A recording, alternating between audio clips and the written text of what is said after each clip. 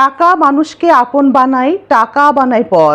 টাকা ছাড়া বাস্তবতা খুবই ভয়ঙ্কর। টাকা দিয়েই মুছে ফেলা যায় কুকর্মের ইতিহাস। কাগজের নোটের কাছে মানুষের বিবেক বুদ্ধির হার। সমাজে সফল বলেই বিবেচিত টাকা আছে যার।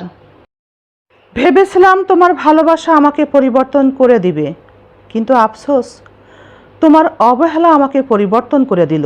জীবনে একটা বিষয় ভালোভাবেই শিখেছি, সম্পর্ক যত ঘনিষ্ঠই হোক, মানুষ যে কোনো সময় নিজেকে বদলে নিতে পারে। আমি তোমার কাছে এমনটিই আছি, আমি তোমার কাছে প্রয়োজন। তুমি আমার প্রিয়জন হলেও আমি তোমার কাছে প্রিয়জন না। আমি তোমার সঙ্গেই আছি, কিন্তু তুমি আমার সঙ্গী না। আমি তোমার কাছেই আছি, কিন্তু আমি তোমার কাছের না। যদি কখনো সময় পাও, নিজের চরিত্রের দিকে একটু ধ্যান দিও। পারলে মিথ্যা বলার অভ্যাসটাও ছেড়ে দিও। হয়তো একদিন তোমার বলা মিথ্যায় তোমার জীবন ধ্বংসের কারণ হবে। মন ভাঙতে শক্ত কোনো হাতুড়ির প্রয়োজন পড়ে না। অবহেলিত দু একটি মুখের শব্দ একটি মানুষের মনকে একটু একটু করে ভেঙে টুকরো টুকরো করে গুঁড়িয়ে দিতে পারে। চেয়েছিলাম সঙ্গী হয়ে সঙ্গ পেতে, সঙ্গী হলে সঙ্গ আর দিলে কই। থাকতে তো চেয়েছিলাম প্রিয়, তুমি আর রাখলে কোথায়। প্রথম আগলে রেখে ফেলে দিলে অবশেষে অবহেলার খাতায়।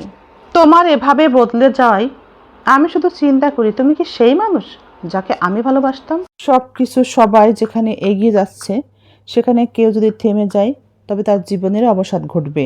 সবাই যেভাবে নিজের গতিতে এগিয়ে যাচ্ছে, ঠিক একইভাবে জীবনে নিজের গতির সাথে নিজেকে আবদ্ধ হয়ে রাখতে হবে।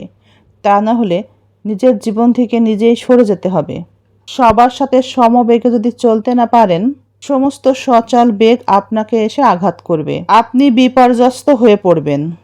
সম্পর্ক 4 দিনের হোক আর 4 বছরেরই হোক, যে সম্পর্কের মানেই বোঝে না, সে সম্পর্ক মৃত ঘোষণা করাই ভালো। ভালো খারাপ বলে কিছু হয় না।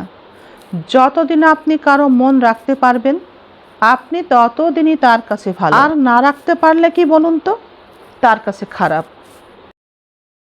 যদি আমার থেকে তোমাকে কেউ বেশি ভালোবাসে, তবে নির্দ্বিধায় আমাকে তুমি ভুলে যেও। ভালোবেসে যদি কষ্ট না পাই, তবে এটা কেমন ভালোবাসা? আমি কাঁদবো, সে হাসবে, এটাই তো ভালোবাসা। তুমি কি আর বুঝবে? মুখের কথা বলার আগেই আমাদের অন্তর বোঝেন আমাদের রব। কিছু সম্পর্ক আলমারির পুরানো কাপড়ের মতো, ব্যবহার করা হয় না, আবার তা ফেলেও দেওয়া হয় না। বাইরে যাওয়ার উদ্দেশ্যে দাঁড়িয়ে আছি রিকশার অপেক্ষায়। দেখা যাক কোথায় যাব, অবশ্যই আপনাদের সাথে শেয়ার করব। জীবন যুদ্ধে যদি সফল হতে চান, তবে অতিরিক্ত খাওয়া দাওয়া পান করা ত্যাগ করতে হবে। অতিরিক্ত খাওয়া দাওয়া পান করার জন্য সময়ও কম ব্যয় করতে হবে এবং কম ঘুমাতে হবে। কোথায় যাচ্ছি বন্ধুরা, শেয়ার করব অবশ্যই।